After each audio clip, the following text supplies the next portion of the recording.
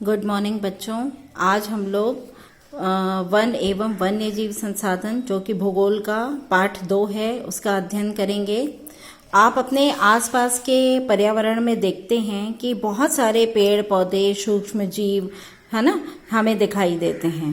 तो आज हम इस पाठ में उन्हीं के बारे में अध्ययन करेंगे, वन के बारे में है ना, और वनस्पति जीव संसाधन जो प्राणी जगत है, जीव जंतु हैं, उनके बारे में अध्ययन करेंगे। यह जो पृथ्वी जिस पे हम रहते हैं, ये सूक्ष्म जीवाणुओं और बैक्टीरिया से लेकर वट वृक्ष, हाथी और ब्लू व्हेल तक करोड़ों दूसरे जीवधारियों के साथ एक साथ सभी इसी पृथ्वी पर रहते हैं। विभिन्न प्रकार के जीव जंतु सूक्ष्म से लेकर के विशाल से विशाल जीव जंतु यहाँ रहते हैं। वन, जीव जंतु और मानव इस पृथ्वी पर एक पारिस्थितिकीय तंत्र का निर्माण करते हैं, जिसमें सबसे महत्वपूर्ण भूमिका निभाते हैं वन, क्योंकि ये प्राथमिक उत्पादक हैं। इन्हीं से सबको भोजन मिलता है, चाहे मनुष्य हो या जीव जंतु हो, सभी जीव जो हैं वो इन्हीं पर निर्भर करते हैं। आज हम भारत में वनस्पति जात और प्राणी जात के बारे में अध्ययन करेंगे कि इस समय भारत की स्थिति क्या है। आपको पता है कि आपने पिछली कक्षा 9 में भी पढ़ा था कि विभिन्न प्रकार की जरूरतों को पूरा करने के लिए गांव से शहरीकरण बढ़ता जा रहा है, वन काटे जा रहे हैं, क्योंकि जनसंख्या बढ़ रही है। लोगों को आवास के लिए, कृषि के लिए, सड़क बनाने के लिए, रेलवे बिछाने के लिए अधिक से अधिक भूमि की आवश्यकता है। इसके लिए वन काटे जा रहे हैं। तो आपने पिछली कक्षा में ये पढ़ा था। अब हम लोग ये देखेंगे कि वो कटने से कितना नुकसान हो रहा है। आप ये देखेंगे कि भारत में जैव विविधता के संदर्भ में विश्व में सबसे समृद्ध देशों में है। यहाँ पे बहुत वनस्पति भी पाई जाती हैं और प्राणी मतलब जीव जंतु भी विभिन्न प्रकार के पाए जाते हैं। हमने अपने आसपास के पर्यावरण जिसमें वनस्पति और प्राणी जगत आता है को समझना होगा और अपने पर्यावरण के प्रति जागरूक भी होना होगा। आपको पता है कि भारत में 10% वन्य वनस्पति जात और 20% स्तनधारियों के लुप्त होने का खतरा है, जिसमें चीता है, गुलाबी सिर वाली बतख है और पहाड़ी कोयल है।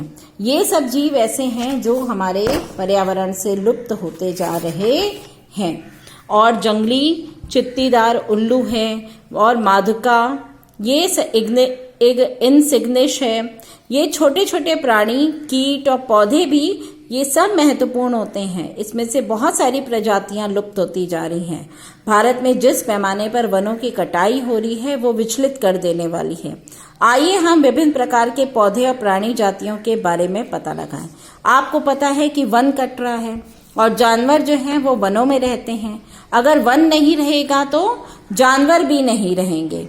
तो इसलिए जो है वनों को और जो है प्राणी जगत को बचाने के लिए भी वनों का होना बहुत आवश्यक है। अंतर्राष्ट्रीय प्राकृतिक संरक्षण और प्राकृतिक संसाधन संरक्षण संघ IUCN के अनुसार इनको निम्नलिखित श्रेणियों में विभाजित किया है। हमारी जो प्राणी और वनस्पति जात है उनको अलग अलग श्रेणियों में विभाजित किया है। पहला आता है सामान्य जातियां। ये वे जातियां हैं जिनकी संख्या जीवित रहने के लिए सामान्य मानी जाती है, जैसे पशु, शाल, चीड़ और कृंतक आदि। फिर दूसरा आता है संकटग्रस्त जातियां। ये जातियां वे हैं जो मतलब जिनकी परिस्थितियां अनुरूप नहीं होने के कारण, जैसे वन कटने के कारण, भोजन न मिलने के कारण ये लुप्त होती जा रही हैं। तो जिन विषम परिस्थितियों के कारण इनकी संख्या कम हुई है, अगर उन परिस्थितियों को रोका गया और अगर उन परिस्थितियों को नहीं रोका गया तो ये जातियों का जीवित रहना कठिन हो जाएगा। इसमें देखिए कौन कौन सी जातियां जो इस समय संकटग्रस्त हैं। इसमें है काला हिरण, मगरमच्छ, भारतीय जंगली गधा है, गैंडा है, शेर है, पूंछ वाला बंदर है, संगाई जिसे मणिपुरी हिरन भी कहते हैं। फिर उसके बाद आती हैं सुभेद, जिसको इंग्लिश में वल्नरेबल जाति कहते हैं। ये वे जातियां हैं जिनकी संख्या अभी घट रही है। अभी ये संकटग्रस्त की स्थिति में नहीं पहुंचे हैं, लेकिन इनकी संख्या घटती जा रही है और अगर ऐसी विषम परिस्थिति, विपरीत परिस्थिति जारी रही और उसे समय पर ठीक नहीं किया गया तो और इनका ध्यान नहीं दिया गया तो इनकी संख्या भी घटती चली जाएगी और संकटग्रस्त जातियों की श्रेणी में आ जाएंगे। इसमें आते हैं नीली भेड़, एशियाई हाथी, गंगा नदी की डॉल्फिन इत्यादि। फिर उसके बाद आती हैं दुर्लभ जातियां। इन जातियों की संख्या बहुत कम या सुभेद है, बहुत कम, ये खुद ही संख्या में कम होती हैं और यदि इन्हें उस पर भी बचाया नहीं गया तो ये बिल्कुल संकटग्रस्त श्रेणी में आ जाएंगी, मतलब लुप्त होने की कगार पे आ जाएंगे। फिर उसके बाद आती हैं स्थानिक जातियां।